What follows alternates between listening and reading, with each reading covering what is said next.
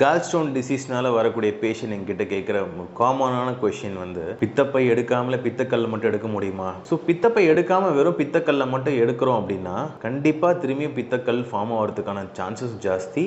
அந்த பித்தக்கல் உருவானதுக்கான மெயின் காரணமே அந்த பித்தப்பை சரியாக இயங்காதனால தான். நம்ம ஒரு திரும்பி கொழுப்பான ஆகாரம் எடுக்கும் போதும் பித்தப்பை சுருங்கி அந்த பித்தம் வந்து குடலுக்கு வந்து அந்த செரிமானத்துக்கான ஹெல்ப் பண்ண வேண்டியிருக்கு.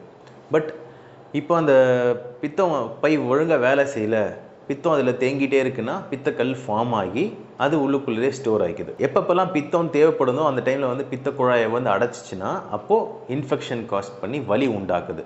இந்த மாதிரி வலி ரிப்பீட்டடாக ஆச்சுன்னா அது சிவியர் ஃபார்ம் ஆஃப் டிசீஸில் போய் முடியறதுக்கான சான்ஸ் இருக்குது. ஸோ பித்தப்பையில் கல் இருந்துச்சு அப்படின்னா கண்டிப்பாக பித்தப்பையை தான் எடுக்கணுமே தவிர அந்த கல்லை மட்டும் எடுக்கிறதுல எந்த ஒரு பிரயோஜனமும் கிடையாது. அப்படி பண்ணவும் மாட்டோம். பித்தப்பை எடுக்கிறதுனால செரிமான கோளாறு ஏற்படும்னு ஒரு பயம் தேவையில்லைங்க, அது ஒரு மித் தான்.